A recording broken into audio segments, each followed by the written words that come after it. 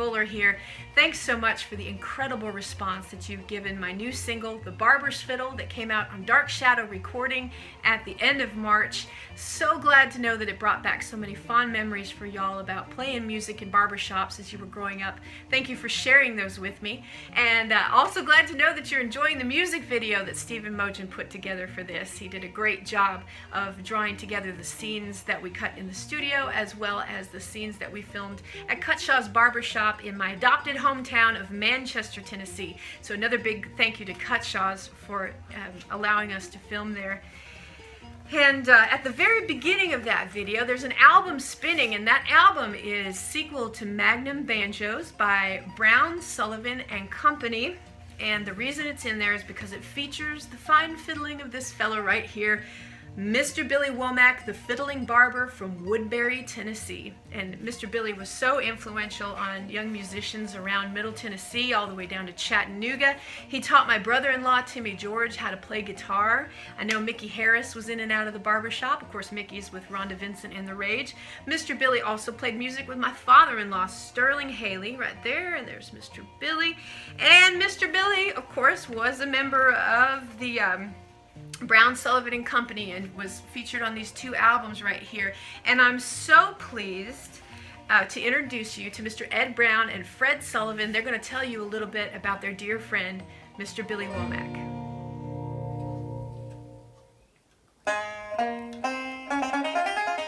Hello, my name is Ed Brown. And my name is Fred Sullivan. I'm from Dunlap, Tennessee. And I'm from Mount Juliet, Tennessee. And we're going to talk a little bit about a fella named Billy Womack and Becky Buller's new video and her latest project called The Barber's Fiddle. She and Lynda Dawson wrote this.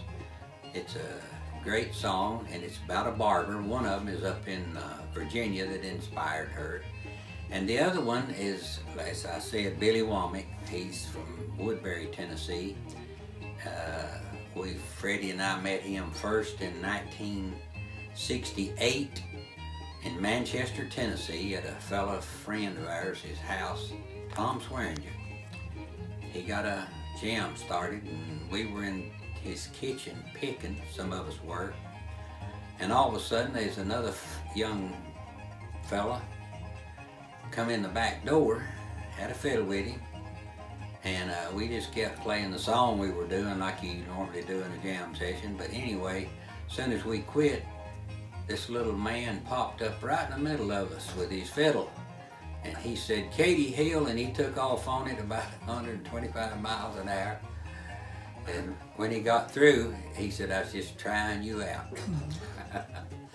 So that's when I first met him, and Fred wasn't at that particular picking, but he was at the next one we had. Started having a lot of jam sessions with Billy. Billy was a very charismatic fiddle player.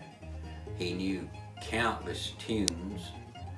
Some of his songs were standards, like Washington County. He done a lot of Kenny Baker's stuff. Sail Away Ladies, Gray Eagle, The Old Gray Mare. And he wrote several tunes also. One of them was Lyle Breakdown, another one was the Cannon County Breakdown. They're both good fiddle tunes and you can show off your wires with them a little bit. Yeah, I remember his wife telling me that he'd get up at 4 o'clock in the morning to practice fiddle. He was a barber, of course, and just lived right behind his shop was right behind his house, but he was up at 4 o'clock and practicing on them Kenny Baker tunes. Every time Kenny come out with a new album, he had a lot of new albums out back in the early 70s. He'd be up at 4 o'clock practicing. So he used to play This and That, wasn't that one that Kenny kind of pieced together real good, good fiddle tune. We played with Billy up until he passed away. He passed away in 1972.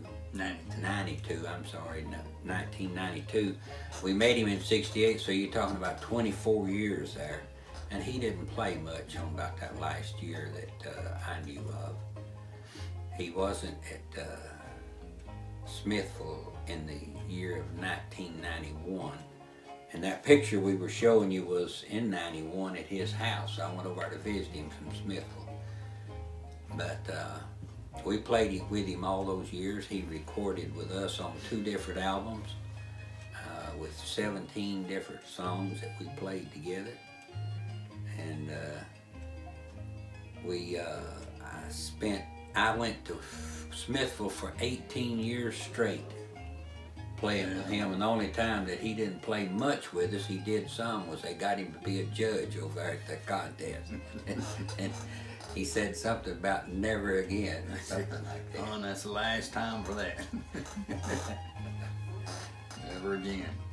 But, what have you got there? well, you know, Billy was a great fiddle player. I mean, but he had some other hobbies. And I'll tell you one little incident that I decided I want to take a few fiddle lessons, so I called him, asked him if he'd show me a few things. Yeah, come on over here, which is like 75 miles. But anyway, I show up over there and we get the fiddle out, and I've even got it on the tape. And we're playing along and trying to play. Phone rings and he comes back in there and he says, got some fellers coming over here in a few minutes, says they want to skin a snake. Want me to skin a snake. I thought, that's really nice.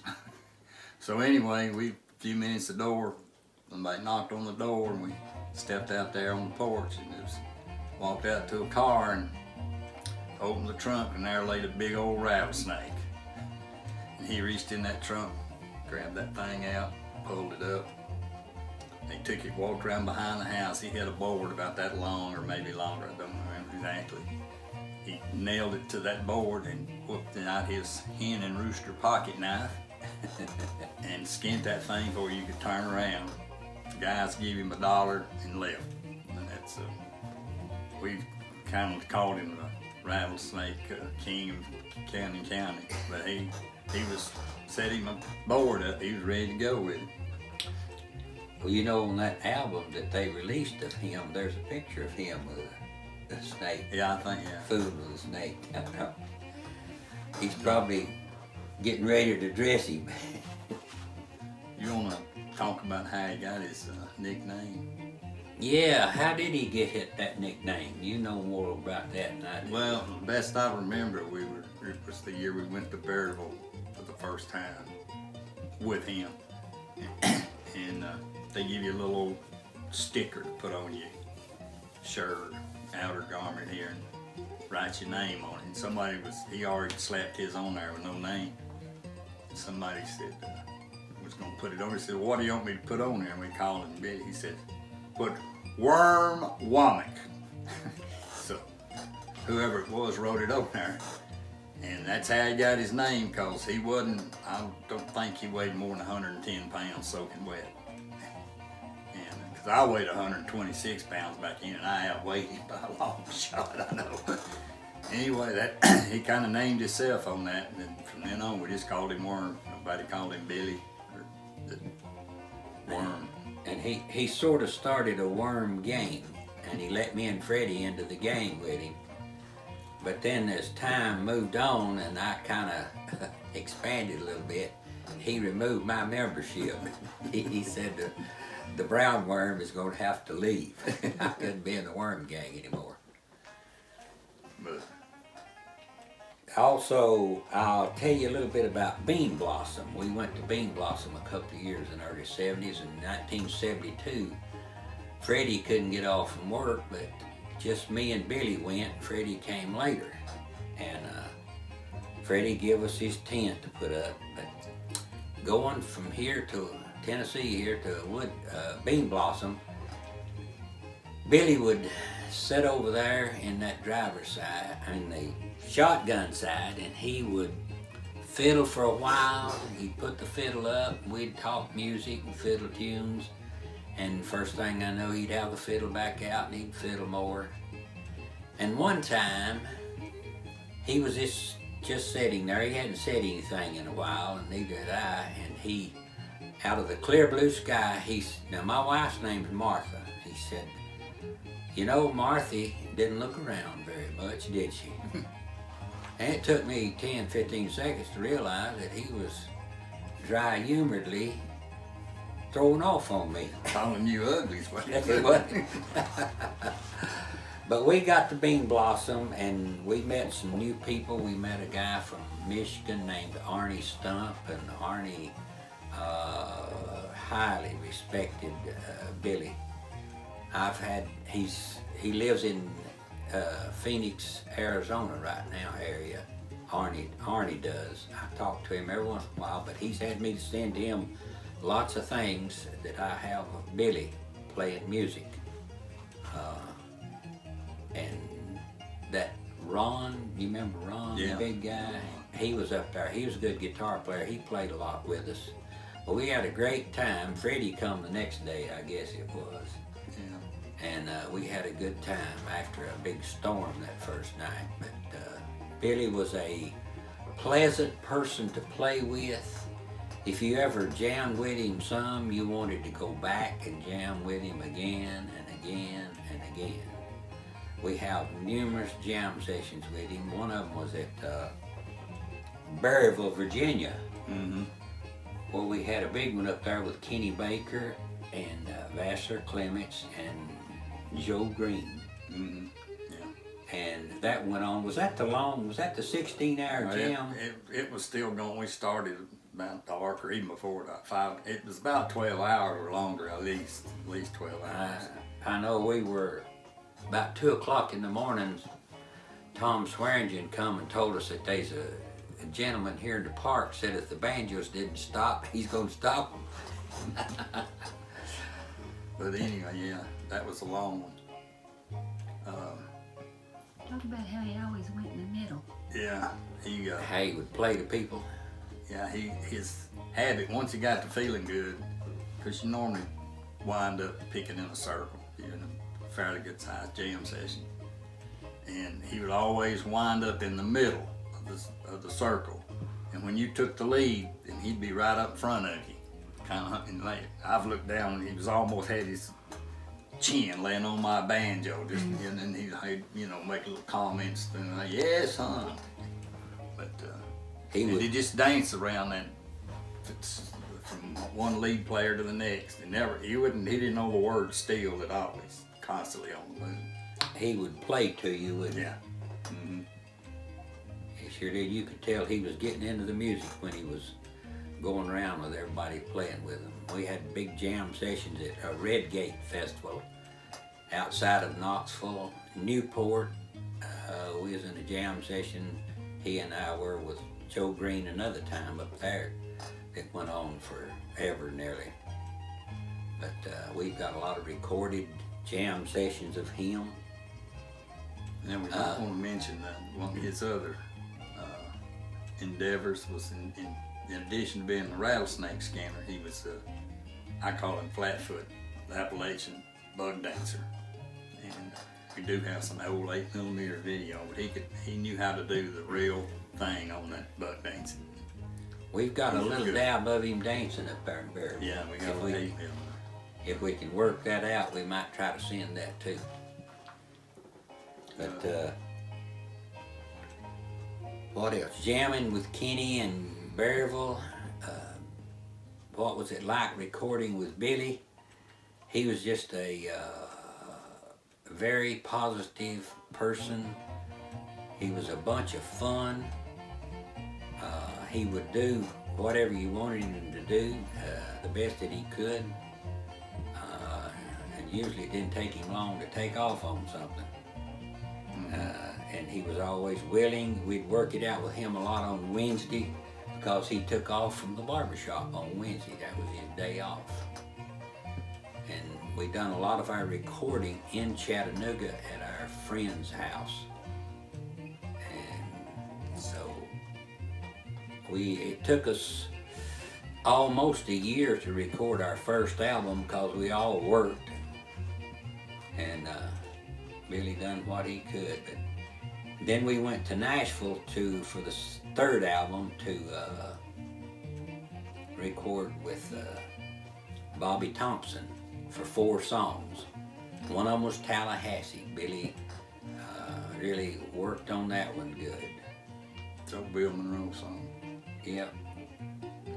Yeah, What else did we do there? Scotland, Scotland. Tallahassee, Then we did that song you wrote, Magnum Jam. Magnum Jam, and then Goodness, I can't remember. the Gary Owen. Yeah. Gary Owen we did. But he was a great person to play with. He was a dear friend. He was very hospitable. Never did see him get mad about anything. You know, it was always fun to be around. I don't think I've ever played with anybody that was more fun, and on top of that, was a great fiddle player, a great musician. You know, normally they're one way or another. You know, he had both characteristics. I'll tell you this, and then I think Billy was invited to a jam session in Manchester. And it was, I don't know, January, February, it was in the middle of winter, and there was an ice storm here in Tennessee.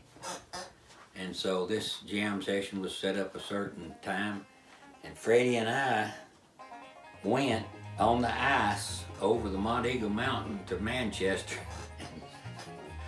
One Navy man from Manchester was there, the host house was there, and only me and Freddie was the other two there. Billy probably couldn't make it out of Woodbury, and nobody else could make it either. Well, I think that just says how much we thought of him to get out there and rest dying on the highway to just go play with him.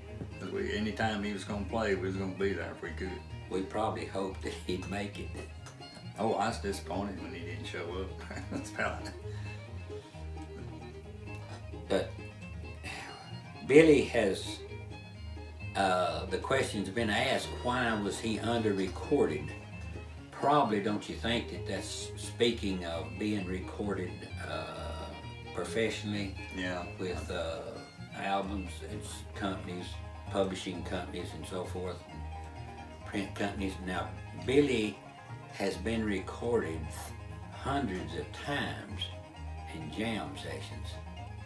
I remember a gentleman from Missouri used to come to the Red Gate Festival in the 70s, and he always recorded jam sessions. He recorded ours many times, and he sent me numerous tapes at that time of us playing music. We've got about, what, three or four different jam sessions, good jam sessions, our own reels. Yeah. One of them was in Chattanooga at a friend's house, and he was playing at that time with a guy named Ray Sponogle. They were twin fiddling. He was from Ohio, somewhere. Ohio. He had come to Chattanooga to visit with us, but mainly to play with Billy. So yeah, that's all what the it way was. down here to play with Billy. That's what the attraction was.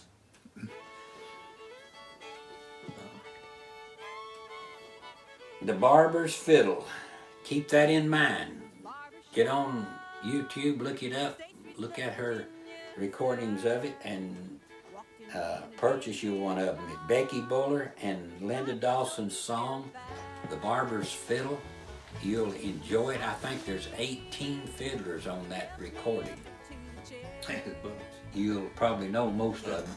Let me say this about that song. The first time I heard it, it immediately took me back to the first time I went in the barber shop, you know. And I can remember they set you up on a board. You was too little to sit down in the chair, and they have a special board that you set across that arms of that chair and put you up on that board and got your hair cut. So I remember, so I can tie back to that song real easy. It's a good song. Check it out.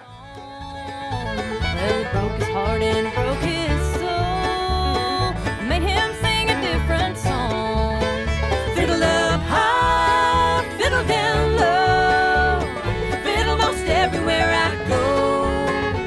I'd fiddle until my dying day, if I could make a life on a fiddler's